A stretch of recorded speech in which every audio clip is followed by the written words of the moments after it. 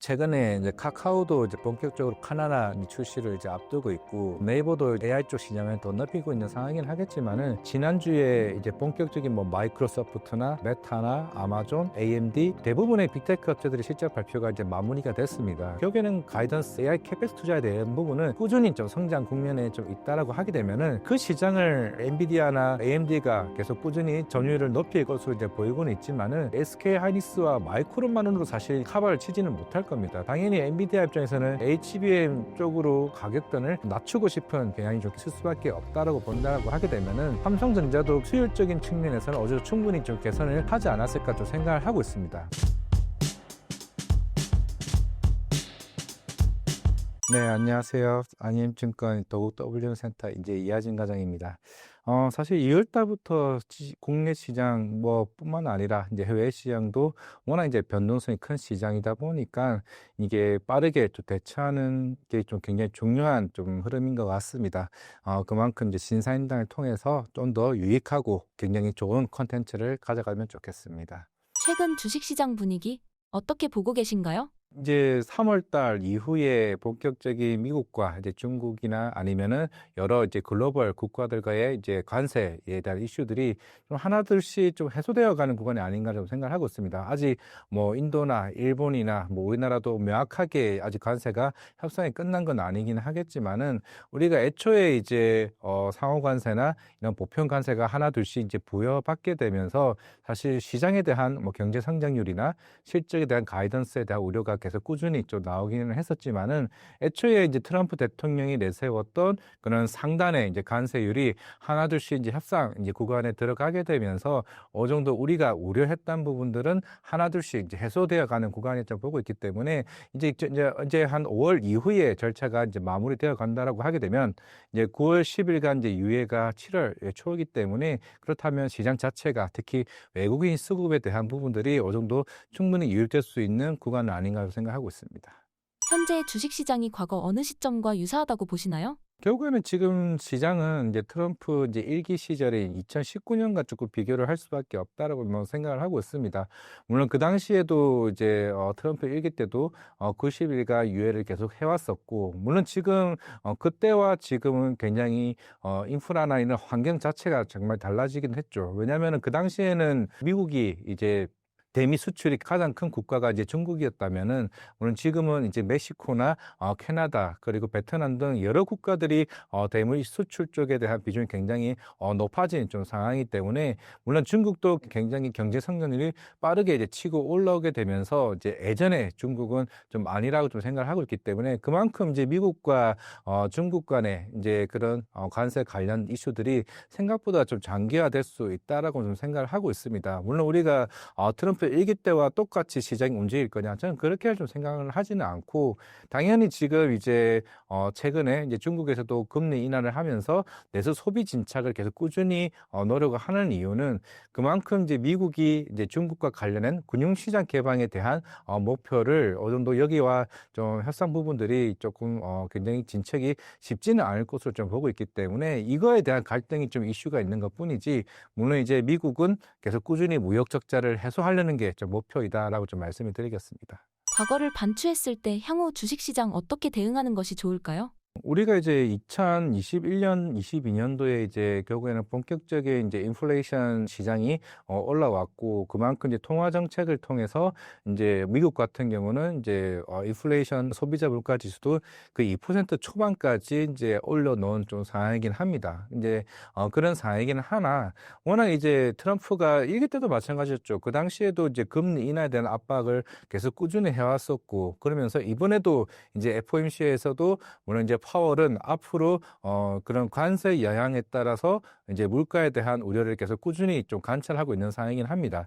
이번 5월 8일 날 이제 FOMC 이후에 이제 파월 의장은 계속 얘기를 했던 거는, 그만큼 이제 향후에 관세 우려에 따른 인플레이션 변화를 계속 꾸준히 지켜보자는 거죠. 원래는 시장에서는 6월 달에 금리 인하에 대한 목표치를 좀 어느 정도 두고 있었고, 실제로 CME 패드워치도 6월 달 이제 금리 인하를 받습니다. 하지만은 FOMC 이후, 특히 파월 의장의 기자회견 이후에 7월 달로 이제 어느 정도 미루어졌다라는 거는, 물론 이제 향후에 관세 협상이 어떻게 변하기는 하겠지만은 일단은 5월 18일 정도, 5월 15일 정도 그때 이제 소비자 물가 지수 발표가 있을 겁니다. 최근에 중고차 가격이 빠르게 이제 반등하는 흐름이 좀 나왔더라면은 결국에는 이제 다시 한 번 더 인플레이션 우려가 좀 제기되는 측면에 있는 상황이기 때문에, 그리고 통화 정책에 대한 변화가 좀 생길 수 있다는 측면이기 때문에 우리가 아직까지는 그런 매크로 지표에 대한 좀 불확실성이 아직까지는 좀 상존한다라고 좀 볼 수가 있는 상황이기 때문에,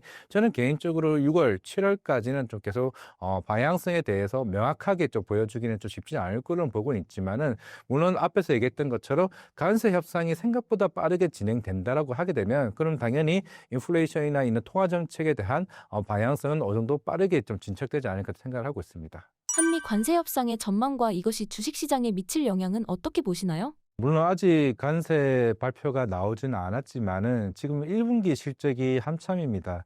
특히 자동차, 뭐 반도체, 그 대부분의 이제 대미 수출 비중이 높은 이제 회사들의 실적들이 1분기 굉장히 잘 나왔죠. 그건 자동차도 마찬가지였고 반도체도 마찬가지입니다. 근데 그 잘난 이유가 있죠. 그러니까 4월 달부터 관세가 본격적으로 부과가 되게 되면서 실제로 선제 주문이 들어온 겁니다. 그러니까 2분기에 나가야 될 물량들이 이 관세가 부과되기 전에 물량이 들어왔기 때문에 1분기 실적이 생각보다 굉장히 잘 나왔죠. 이거를 우리가 흔히 말해서 1분기 실적에 대한 함정이라고 좀 볼 수가 있을 것 같습니다.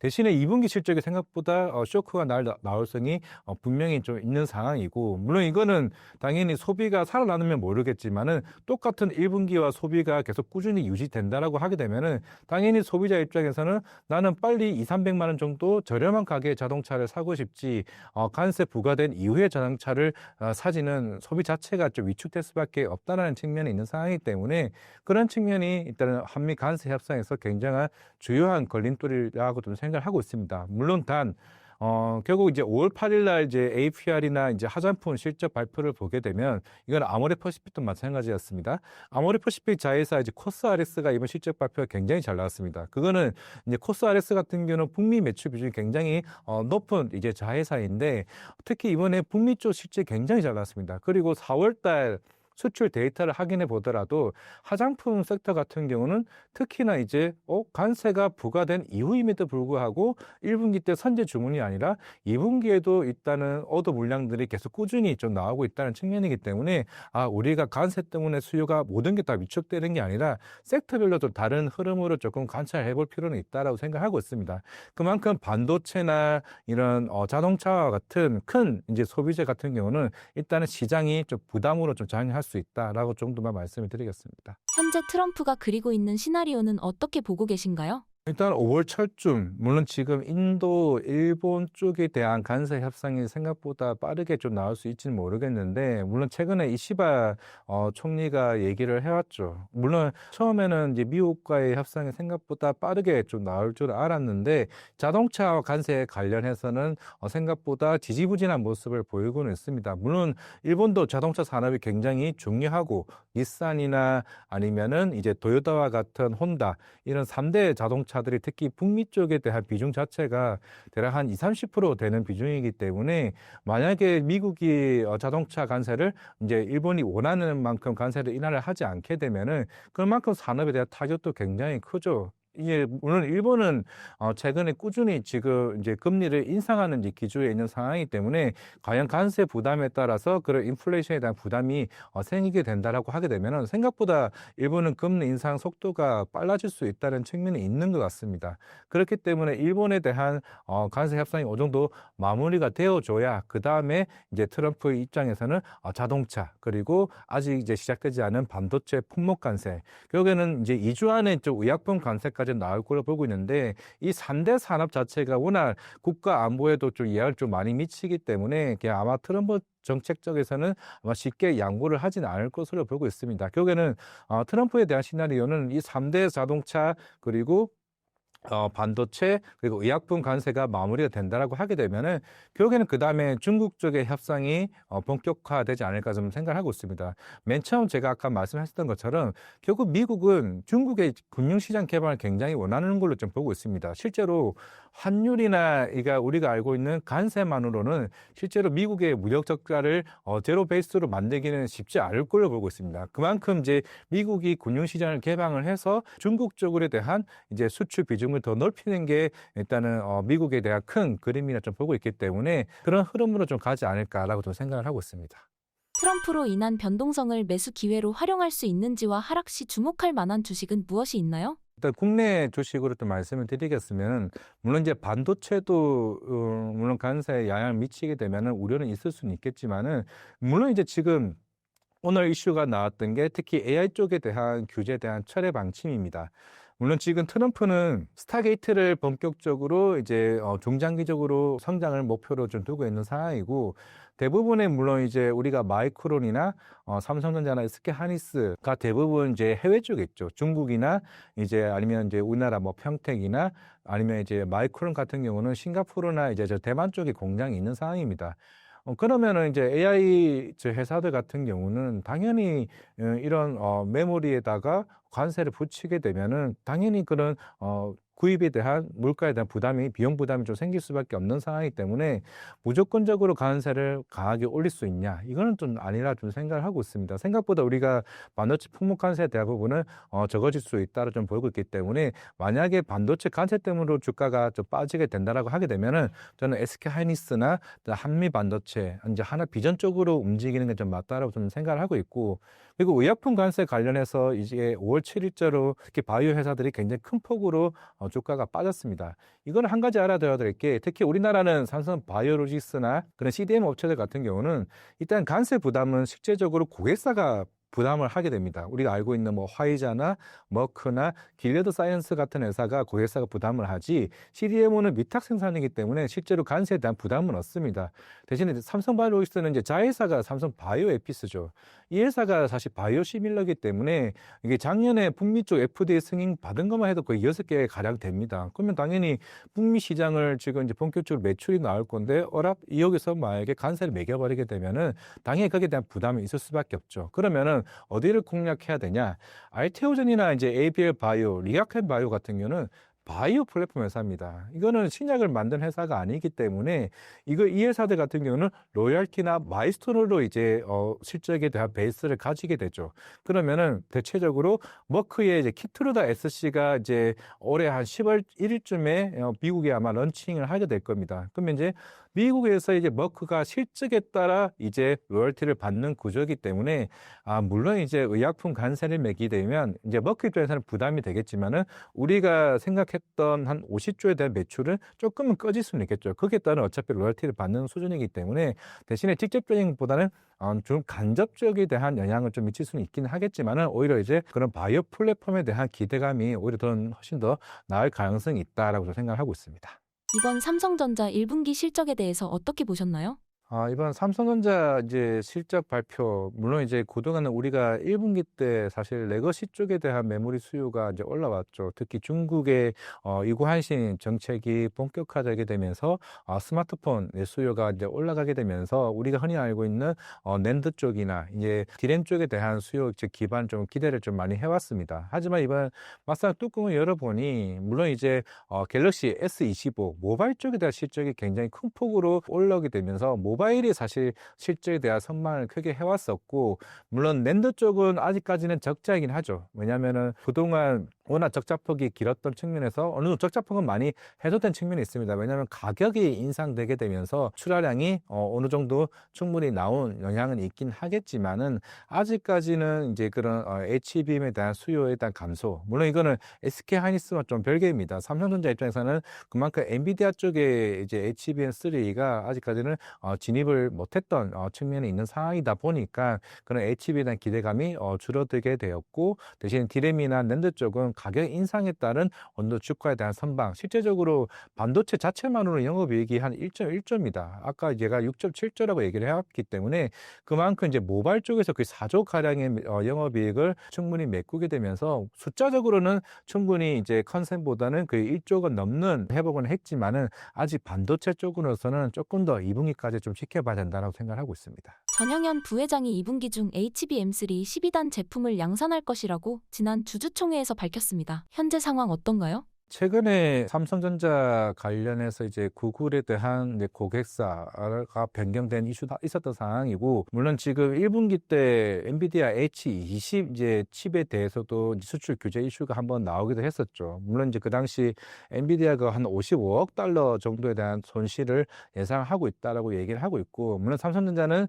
기존에 H20에 들어가는 거는 이제 HBM3죠. 3E가 아니라 저사양 칩이 들어가는 상황이기 때문에 손실은 조금 어느 감내를 할 수 있을지는 모르겠지만은 결국에는 HBM3 12단 반도체와 HBM4로 지금 일단 삼성전자는 전략을 일단 바꾼 것 같습니다. 이미 8단 반도체는 마이크론이나 SK 하이닉스가 워낙 이제 이쪽 시장을 굉장히 좀 주름 잡았던 측면이 있는 상황이기 때문에, 그럼 이제 HBM3 12단 반도체는 그쪽으로 들어갈 것 같아요. 엔비디아 블랙의 울트라 쪽으로 들어가게 될 것 같고, 추후에 HBM4 자체가 이제 엔비디아 루빈 쪽으로 이제 AI 가속기에 들어간다라고 하게 되면은, 그동안 삼성전자가 거의 5만 원 중반대, 물론 최근에 6만 원 가까이 충분히 돌파도 하긴 했지만은 결국에는 엔비디아 쪽에 들어가는 흐름이 생각보다 좀 지지부진하는 것 같습니다. 그러면은 당연히 엔비디아가 최근에 수출 규제 이슈가 있게 되면서 블랙의 울트라에 대한 진입 여부가 생각보다 빨라지게 된다라고 하게 되면은 결국 삼성전자는 3, 4분기를 좀 노릴 수밖에 없다라고 좀 생각을 하고 있다면, 물론 정영환 이제 본문장 얘기처럼 HBM3 12단 반도체, 그게 원래 예상 시나리오라고 하게 되면은 2분기 때 진입하는 게 좀 맞거든요. 그러면은 들어간다라고 하게 되면 2분기 실적이 생각보다 들어가게 되었을 때, 그러면 주가에 대한 흐름은 충분히 달라질 수는 있겠지만은 지금 당장까지는 SK 하이닉스가 거의 19만 원 가까이 주가가 올라왔던 만큼 일단 시장 자체만으로는 SK 하이닉스 쪽에 일단 손을 들고 있는 것 같습니다. 지난 3월 이재용 회장이 삼성의 사업부별로 강도 높은 질책을 하였는데 그 배경이 무엇인가요? 결국에는 이제 예전에 이제 이건희 회장 이제 프랑크푸르트 그 이슈도 있었겠지만은 그만큼 지금도 삼성이 굉장히 큰 이제 위기 속에 있는 상황이죠. 일단은 뭐 핸드폰 시장도 마찬가지겠지만은 특히 반도체, SK 하이닉스의 이게 1분기 그 디램 점유율 자체가 뺏겼습니다. 거의 한 처음일 걸로 좀 예상을 하고 있는데, 그만큼 이제 삼성전자는 이제 그런 이재용 회장이 그런 인재 경영에 대해서 또 한 번 얘기를 해왔었고, 물론 예전에 실제로 이제 2019년, 18년쯤에 삼성전자가 HBM 사업부를 어느 정도 굉장히 축소를 하게 되면서 그 사업부가 SK 하이닉스로 가게 되면서 SK 하이닉스가 이 HBM 시장을 본격적으로 키워낸 이제 전력이 있었던 상황이기 때문에 그만큼 그런 인재에 대한 경영에 대해서도 이번이 아니면은 정말 죽을 수도 있다라고 얘기를 해왔던 걸로 좀 보고는 있습니다. 물론 이제 인재 경영이라는 게 단순하게 우리가 당장에 뭐 스카웃을 하거나 그런 전략적으로 하는 게 하루아침에 되는 건 아니긴 하겠지만은, 이게 결국에는 향후 이제 AI 쪽 시장 자체가 워낙 이제 계속 꾸준히 커가는 시장이기 때문에 중장기 전략으로 일단은 인재 경영을 내세워서 시장에 대한 경영 전략을 좀 내세우지 않았나 생각을 하고 있습니다. 물론 지금 엔비디아 쪽에 대한 진입 여부가 굉장히 그 1년 넘게 지연됐던 이슈가 있었고, 물론 이게 비하인드 스토리가 시장에서 좀 돌아다니기도 했었지만은 실제적으로 엔비디아가 예전에 삼성전자와 거의 각과 을이 뒤바뀌었던 이제 처지에 있었을 때, 물론 이제 엔비디아의 그런 관계자들 의하면은 실제적으로 삼성전자 굉장히 냉랭한 분위기 속에서 이어졌다라고 하게 되면은 SK 하이닉스는 실제적으로 미국으로 날아갔다고 하죠. 실제 출장을 가면서 고객 응대에 대해서 원하는 대로 조금 진행을 해줬었기 때문에 그런 SK 하이닉스 쪽에 대한 HBM 수요가 더 계속 꾸준히 좀 나왔었고, 사실 삼성전자 그렇게 보면은 이게 앞뒤가 맞는 게 전년도 3월달 GTC 2024에서 아마 기억을 하실 겁니다. 젠스랑 대표가 사인을 해줬죠. HBM에 해줬음에도 불구하고 우리가 시장 시장에 들어갈 수 있을 거라 얘기하면서 그때 삼성전자가 그 85,000원까지 갔었습니다. 근데 실제적으로 매번 실적 발표 때 얘기를 했던 건 결국은 못 들어갔었군요. 대부분 반도체 애널리스트도 작년 2분기에 들어갔을 거다. 3분기에 이번엔 꼭 들어갔다. 4분기에는 이번에는 확실하다고 얘기를 했지만은 결국에는 들어간 게 없었습니다. 그렇다는 거는 결국 이제 삼성전자와 엔비디아와 관련된 그 고객 신뢰 경영에 대한 조금 시장에 대한 우려가 생각보다 장기화되는 측면이 아니냐라고 좀 시장에서 우려를 내고 있고, 물론 그거의 기술적인 측면에서도 그런 수율이 좀 안 나왔었기 때문에 그것도 이제 포함이겠지만은 그런 기업 간의 좀 시장에 대한 신뢰관계가 생각보다 무너졌던 게 그동안 삼성전자가 좀 부진했던 측면이 아니었나 생각을 하고 있습니다. 이재용 회장이 중국 발전 고위층 포럼에 참석한 이유를 어떻게 보시나요? 최근에 뭐 샤오미 이제 류진 그 회장님도 이제 뵀었고 BYD도 이제 봤었던 걸로 보이고 있는데, 결국에는 지금 이재용 회장이 중국을 간 거는 그것 때문이죠. 전기차 이제 관련 이슈 시장이고, 물론 이제 삼성그룹이 삼성 SDI가 있고, 그리고 이제 삼성 디스플레이가 있고, 이거 뭐 삼성 이제 반도체가 있겠죠. 결국에는 지금 이제 전장 산업에 대해서 이제 같이 MOU를 좀 맺기 위해서 좀 가지 않았을까라고 생각을 하고 있습니다. 물론 이제 샤오미도 이제 전년도에 SU7을 본격적으로 전기차 시장에 진입을 하게 되면서 생각보다 빠른 시일 내에 판매량이 굉장히 올라가고 있죠. 그러면 이제 삼성전자 입장에서는 배터리를 만들고 있고, 거기에다가 이제 전장 디스플레이 그리고 반도체와 관련해서 전장 쪽에 대한 이제 MOU를 좀 맺기 위해서 좀 가지 않았을까라고 생각을 하고 있습니다. 결국에는 우리나라 지금 배터리 산업 자체가 좀 부진을 하고 있는 측면에서 오히려 잘 나가는 회사들, 뭐 BYD나 어느 샤오미와 함께 같이 전략적으로 경영을 좀 진행하자는 측면에서 이번에 좀 가지 않았을까라고 생각을 하고 있고, 물론 지금 당장에 실적에 부여된다라기보다는 향후에 차세대 뭐 프리미엄 모델이나 그런 신차에 대해서 전장 쪽에 대한 진입 여부가 더 조금 쟁점을 좀 봤을지 않았나 생각하고 있습니다. 최근 AI 수요 확대로 삼성전자 메모리 반도체 경쟁력이 다시 주목받고 있는 이유가 무엇인가요? 최근에 이제 카카오도 이제 본격적으로 카나나 출시를 이제 앞두고 있고, 네이버도 이제 결국에는 AI 쪽 시장을 더 넓히고 있는 상황이긴 하겠지만은, 결국에는 지금 이제 지난주에 이제 본격적인 뭐 마이크로소프트나 뭐 메타나 아마존, AMD 이게 대부분의 빅테크 업체들의 실적 발표가 이제 마무리가 됐습니다. 이제 공통점으로는 물론 이제 마이크로소프트는 이제 회계 기준 2026년부터는 캐펙스 투자에 대해서 어느 정도 비중을 줄일 거로 얘기를 했는데, 그게 2026년 기준이면 사실 우리나라로 치면 하반기 때부터입니다. 마이크로소프트는 일단 회계 기준 자체가 또 다른 회사와 또 다른 측면이 있는 상황이지만은, 대신에 메타나 알파벳 같은 경우는 결국에는 가이던스 이제 AI 캐펙스 투자에 대한 부분은 계속 꾸준히 좀 성장 국면에 좀 있다라고 하게 되면은, 사실 그 시장을 물론 이제 엔비디아나 AMD가 계속 꾸준히 점유율을 높일 것으로 이제 보이고는 있지만은, 그렇다는 거는 이제 SK 하이닉스와 마이크론만으로 사실 이게 커버를 치지는 못할 겁니다. 당연히 엔비디아 입장에서는 이런 HBM 쪽으로 좀 가격등을 좀 낮추고 싶은 좀 경향이 좀 굉장히 있을 수밖에 없다라고 본다라고 하게 되면은, 결국 삼성전자도 결국 여기서는 굉장히 수율적인 측면에서는 어제 충분히 좀 개선을 좀 하지 않았을까 좀 생각을 하고 있습니다. 물론 저는 개인적으로 이게 수율 문제가 택시본더 장비에 좀 있다라고 좀 보이고 있고, 최근에 삼성전자가 이제 일본의 신카와 회사를 이제 어느 정도 이제 제외시키게 되면서 자회사인 세메스와 독자적으로 행보를 같이 할 것으로 보이고는 있는데, 물론 최근에 이제 하나비전과 이제 한미반도체가 계속 갈등 속에 좀 있는 상황이긴 하겠지만은, 결국에는 지금 SK하이닉스와 한미반도체 사이 갈등이 만약에 계속 깊어지게 된다라고 하게 되면은, 삼성전자는 저는 개인적으로 물론 예전에 2013년도에 특허 이슈가 있긴 하겠지만은, 한미반도체와 손을 잡게 된다라고 하게 되면은 결국에는 이 AI 쪽에 대한 시장 진입이 더 높아질 수 있다라고 보이고 있고, 물론 삼성전자가 향후에 HBM4 쪽으로 관련해서 충분히 장단점을 가질 수 있다고 생각하고 있습니다. 왜냐하면은 SK하이닉스가 없는 파운드리 쪽 시장을 같이 보유하고 있는 쪽 시장이기 때문에, 그런 쪽에서 수요를 크게 확보하게 된다라고 하게 되면은 시장 자체에 대한 분위기도 충분히 좀 뒤바뀔 수 있다고 생각하고 있습니다. AI 반도체와 차세대 메모리 등에서 삼성전자가 선도할 수 있는 가능성이 있나요? 그걸 이제 결국에는 지금 삼성전자는 PIM이나 그 CXL이나 이 HBM을 세 개를 기술력을 다 가지고 있는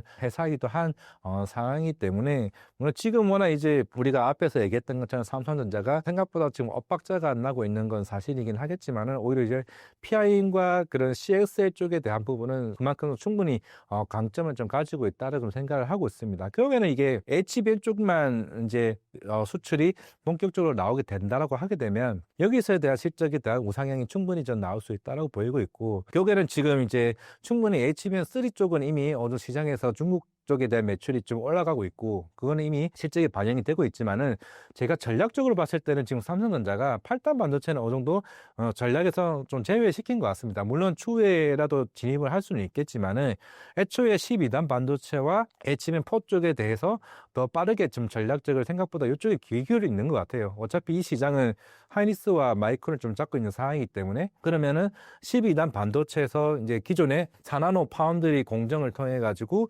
수율이 생각보다 빠르게 올라오게 된다라고 하게 되면은 그러면 그 데이터에 대한 속도 자체가 진전이 있다라면은 충분히 저는 SK 하이닉스와 경쟁을 할 수 있다는 생각을 하고 있습니다. 그러면은 올해 하반기쯤에 만약에 지금 SK 하이닉스가 한 10월쯤에 HBM4를 좀 양산에 앞두고 있는 상황이고 삼성전자가 9월이나 10월 쪽으로 이제 만약에 먼저 선제적으로 대응을 한다라고 하게 되면은 좀 삼성전자가 충분히 좀 경쟁력이 있다 생각하고 있습니다. 삼성전자가 미국에 기밀 의견을 냈다고 했는데 어떤 내용인가요? 결국에는 지금 이제 미 상무부 쪽에서 계속 꾸준히 중국과 관련된 수출 규제 이슈를 얘기가 하고 있는 상황이고, 물론 이제 미국은 계속 국가 안보와 관련해서 반도체가 굉장히 중요한 좀 산업이다 보니까 계속 중국 쪽에 대한 수출을 규제를 지금 하고 있는 측면인 것 같습니다. 그런 측면에서 삼성전자뿐만 아니라 최근에 젠슨한 대표도 이런 중국 쪽에 대한 수출 규제와 관련해서 계속 제고해달라 이런 요청을 계속 해왔었죠.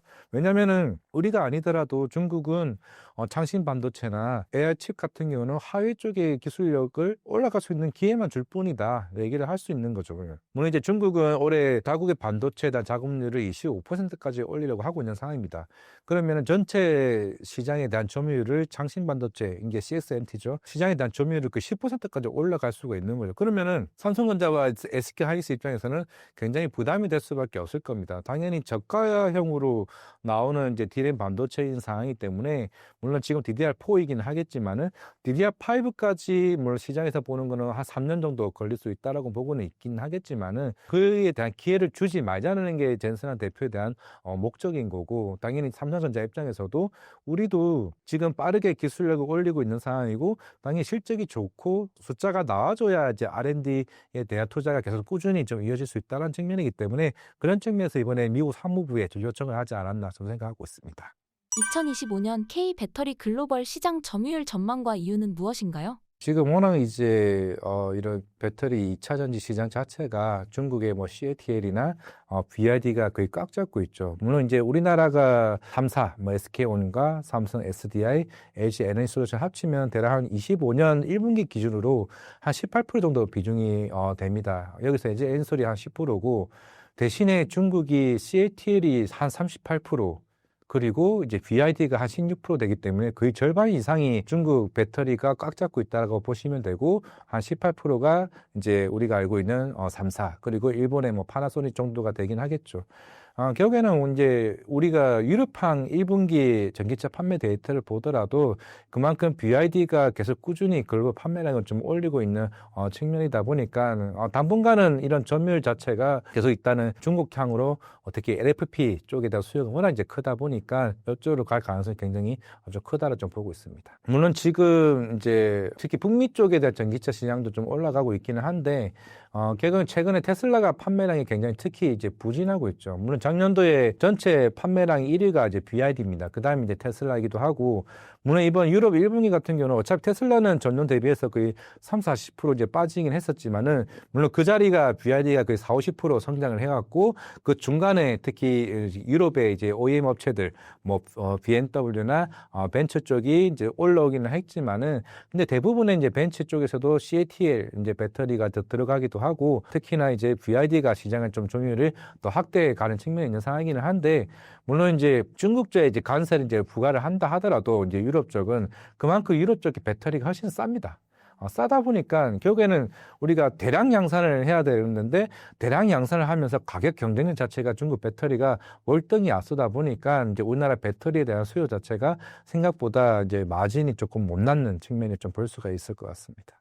K 배터리가 글로벌 경쟁에서 갖는 강점은 무엇인가요? 결국에는 이제 프리미엄 쪽으로 좀 봐야 되지 않나를 생각을 하고 있습니다. 중국은 당연히 BYD, 아톰 같이 이제 특히 2천만 원대 저가형 모델들이 그 시장을 좀 주름잡고 있고, 물론 이제 거의 LFP 쪽으로 좀 봐야 될 것 같은데, 대신에 우리나라 배터리는 특히 하이니켈 이제 배터리라고 하죠. 거의 니켈 함량이 그 8, 90%까지 올라가는 이제 하이니켈 배터리 쪽으로 보고는 있는데, 대신에 그런 자동차들은 우리가 알고 있는 포르쉐나 아니면은 BMW 쪽에서도 하이엔드급 우리가 들어가는 고사양 배터리 쪽으로 봐야 될 것 같습니다. 물론 이제 중국 쪽 배터리 같은 경우는 대부분 이제 에너지 밀도 자체가 이제 낮은 상황이기 때문에 중저가 차량 쪽에 많이 들어가긴 하지만은 우리나라 이제 배터리 입장에서는 포드 입장에서도 조금 하이엔드급 위주로 판매량을 조금 늘리게 되면은 조금 긍정적인 모습을 보이기는 하겠지만은 워낙 전 세계적으로 글로벌 경기가 사실 그렇게 썩 좋은 상황은 아니기 때문에 지금 자체로는 조금 저사양에 대한 이제 물량들이 들어가고 있기는 한데, 물론 이제 우리가 워낙 이제 포르쉐나 아니면은 아까 말했던 BMW나 여러 이제 완성차 이제 OEM 회사들이 하나둘씩 프리미엄 전기차가 나오게 된다라고 하게 되면은 그때에 대한 수익성이나 이런 부분은 충분히 개선될 여지가 있다라고 생각하고 있습니다. 이번 공매도 재개가 일부 2차 전지 종목에서 상승하는 모습을 보인 이유가 무엇인가요? 그게 아마 이제 시장에서는 어느 정도 예상을 했던 게 이제 특히 LG 에너지 솔루션이나 이번 이제 에코프로 BM 흑자 이슈가 조금 시장에서는 좀 기대를 좀 해왔던 것 같습니다. 물론 이제 LG 엔솔 같은 경우도 마찬가지고 삼성 SDI도 마찬가지겠지만은 특히 APC 이제 그런 세 공제 관련 이슈가 좀 부각이 되면서 좀 실적에 대한 흑자 전환도 좀 기대를 해왔었고, 물론 이제 LG 엔솔은 APC 제외를 하더라도 거의 영업이익이 거의 보합 수준에 조금 해당되는 좀 상황이긴 합니다. 최근에 리튬 가격이나 이런 니켈 가격이 워낙 이제 가격이 다운되다 보니까 일부 업체들, 특히 하청 업체들 같은 경우는 가격 경쟁력에서 조금 굉장히 밀릴 수밖에 없는 이제 측면이다 보니까 실제적으로 가격에 대한 마진 자체가 CATL 1분기 실적과는 굉장히 크게 차이 날 수밖에 없는 거고, 물론 이제 에코프로 BM 같은 경우도 1분기 실적 흑자가 나온 거는 이게 매출이 엄청나게 좋아서 이게 6천억의 실적이 나왔는데 결국에는 영업이익이 딱 이 정도다라고 한다는 거는 그만큼 이제 재고 환입에 대한 이제 한마디로 말해서 이제 흔히 실적에 대한 마사지 효과로 좀 볼 수가 있는 겁니다. 이게 업황의 회복이라고 아니고, 그럼 물론 이제 대신 주가적인 측면에서 이제 얘기하셨던 것처럼 결국에는 그런 공매도 효과가 나오게 되면서 실적이 좋아졌네. 그러면서 이제 쇼커버링 효과로 좀 단기적인 효과가 있는 거지 업황 회복이라고 해석하기에는 아직은 조금 시기상조다 좀 말씀을 드리겠습니다. 업황 회복 시기를 알아차릴 수 있는 신호 같은 것이 있을까요? 저는 일단은 계속 꾸준히 좀 관찰을 하고 있는 거는 좀 리튬 가격, 리튬 선물 쪽도 있을 거고, 이게 톤당 일단 위안이 가격이 반등을 하느냐를 좀 보고 있는 것 같습니다. 아마 제가 한 달 전에도 아마 영상을 찾아보시게 되면 그 당시가 일단은 톤당 위안이 대략 한 7만 위안이었습니다. 근데 지금 거의 6만 6천 위안까지 계속 이제 바닥을 찍는 상황이죠. 물론 이제 리튬 회사들 같은 경우는 워낙 이제 많은 회사들이 계속 나올 수밖에 없는 거고, 수요 자체가 계속 부진하고 있고 공급은 계속 과잉되고 있는 상황이다 보니까 그만큼 수익성이 좀 떨어질 수밖에 좀 없다라고 좀 생각을 하고 있고, 그러면 이제 업황 회복은 언제까지 보냐?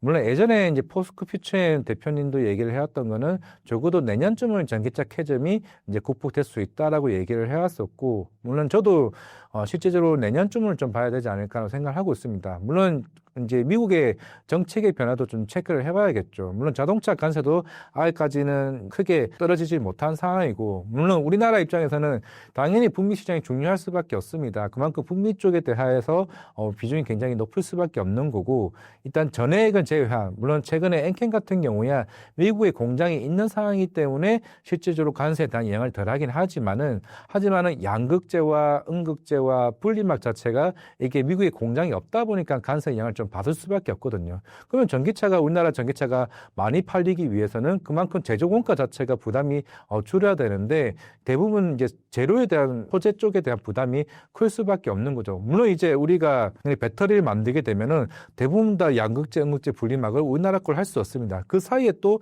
중국 쪽에 대한 원재료가 포함이 된다라고 하게 되면은 그게 또 관세 자체가 크게 좀 부과가 될 수밖에 없기 때문에 저는 생각보다 관세 예상이 끝나고 그리고 IR 정책에 대한 변화를 체크를 하고 물론 이제 본격적으로 저는 예전에 이제 아담 조나스라는 이제 JP모건 애널리스트가 계신데 이분이 늘 항상 얘기하는 겁니다. 전기차 캐즘이 바뀌기 위해서는 전 세계적으로 전기차 충전소가 어느 정도 충분히 다 깔려 있어야 이제 전기차 수요가 올라간다는 거죠. 그런 측면이기 때문에 저는 인프라가 어느 정도 완료가 된다. 그리고 두 번째로는 그리고 미국에 대한 금리 인하 기조가 본격적으로 그런 추세로 들어와야 된다. 그게 저는 아까 처음 얘기했던 7월 달부터 금리 인하가 본격적으로 나오게 되면은 하반기 때부터 이 추이를 한번 체크를 해볼 필요는 있다라고 말씀을 드리겠습니다. 최근 포스코와 에코프로 주가 흐름은 어떻게 보시나요? 일단은 포스코 홀딩스, 물론 이제 주 사업 자체가 거의 보통 철강 쪽이죠. 또 관세 이양을 또 받을 수밖에 없는 거고, 10% 관세에다가, 그리고 이제 철강 관세 20%까지 이제 포함이 되게 되면, 그러면 적어도 미국 쪽에 대한 수요는 좀 부담이 될 수밖에 없는 좀 상황이기도 하고, 특히나 최근에 조선사와야 보통 4월이나 10월에 두 번 후판 가격 협상을 하게 됩니다. 결국에는 이번에도 철강 쪽이 협상에서 결국은 조선 쪽이 웃었다라고 생각한다는 거는 그만큼 실적에 대한 우려가 더 생길 수밖에 없는 상황이고, 이제 결국에는 이제 2차 전지니까 2차 전지 쪽으로 얘기를 하게 되면 특히 리튬이나 이제 니켈 쪽 소재 쪽 관련해서는 앞에서 얘기한 바와 같이 그만큼 이제 지금 공급 과잉 시장이 될 수밖에 없는 또 시장이다 보니까 우리가 처음 얘기했던 수산화 리튬이나 여기에 대한 시장 자체가 아직은 시간이 굉장히 많이 필요할 수밖에 없다라고 저는 생각을 하고 있습니다. 그런 측면에서는 일단은 포스코 뭐 홀딩스나 뭐 포스코 퓨처엔도 물론 양극재 워낙 이제 옛날에 에코프로와 함께 이제 캐나다 쪽에 공장을 같이 MOU를 맺으면서 공장 짓기는 했지만은 지금 자체는 대부분의 2차 전지가 가동률 자체가 낮아진 상황이고 그러다 보니까 고정비가 부담이 될 수밖에 없는 상황입니다.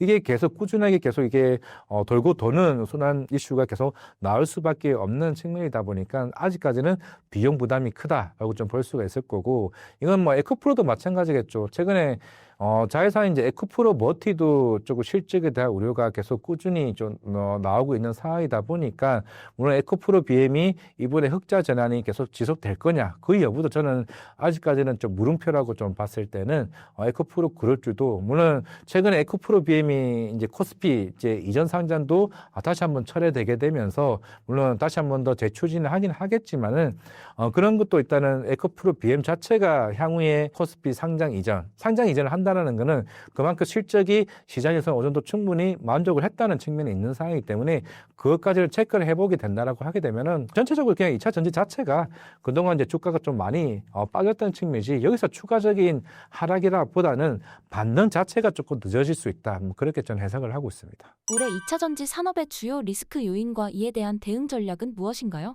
지금 계속 중국은 이제 비용에 대해서 절감을 계속 꾸준히 하고 있고 수익의 마진이 굉장히 좋아지고 있습니다. 이게 딱 봐도 LG엔솔과 CATL의 실적을 비교할 수밖에 없는 상황이고 결국에는 CATL은 1분기 때 대략 한 16조, 18조 매출이 나왔는데 영업이익이 8조가 나왔죠. 근데 LG엔솔 같은 경우는 실제적으로 2, 3조 실적이 나왔지만은 영업이익 같은 경우는 겨우 이게 400억 정도밖에 나오지는 않습니다.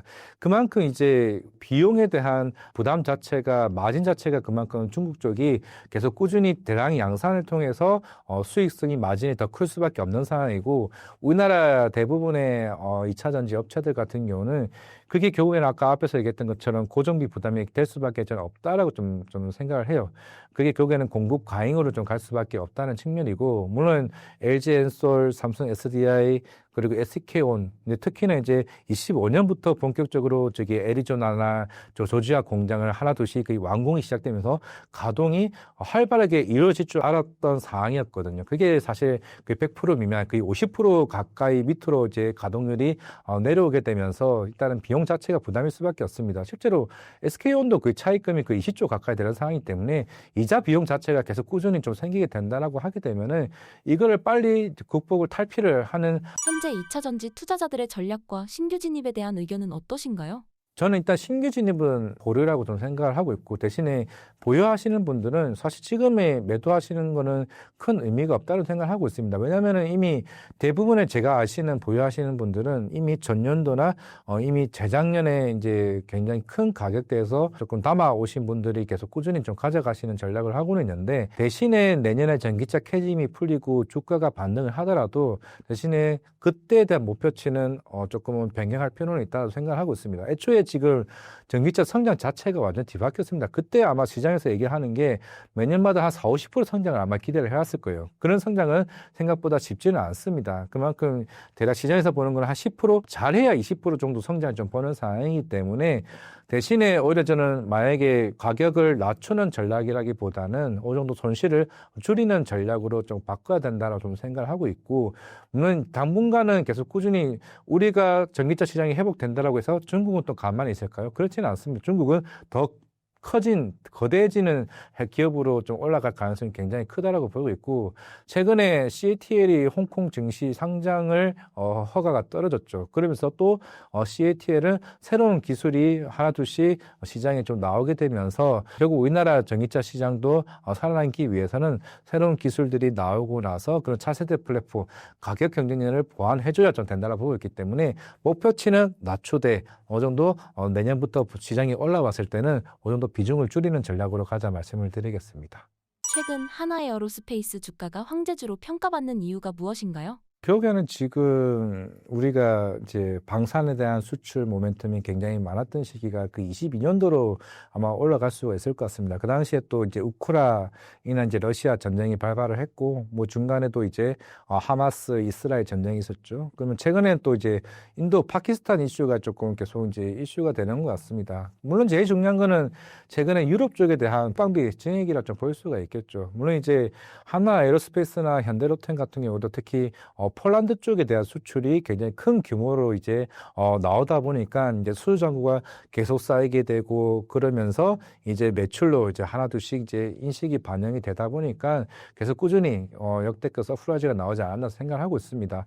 물론 최근에도 이제 LG 넥스원이 실적이 굉장히 큰 폭으로 나왔던 만큼 사실 실적에 대한 우려는 없는 것 같아요. 왜냐하면 이거는 어차피 시장에서 이미 내다보고 있는 거고, 이제 하나 에어로스페이스는 최근에 루마니아도 공급 계약을 좀 맺었고, 여기 유럽은 계속 꾸준히 국방비를 증액을 하고, 결국에는 여기에 따라서 이런 K9 자주포나 아니면 천무 쪽에 대한 수주 잔고가 더 확대되는 아마 흐름을 좀 보고 있기 때문에, 그런 측면에서 일단 하나 에어로스페이스가 그 대장주로서의 역할을 좀 하고 있지 않나 생각을 하고 있습니다. 하나에어로스페이스의 올해 전망과 주요 성장 동력은 어떻게 보시나요? 일단은 물론 우리가 최근에 나토 국방장관의 얘기를 해왔던 게, 물론 이제 유럽 이제 방산 기업에 대한 경쟁력을 얘기를 해왔지만은, 실질적으로 이제 현대로템의 K2 전차나 그리고 하나 에어로스페이스의 K9 자주포나 이제 천무 같은 경우는 이제 그에 대체할 수 있는 방산 기업은 좀 없는 걸로 지금 또 시장에서는 좀 보고 있는 것 같습니다. 그렇다면은 러시아가 이제 우크라이나 관련해서 이제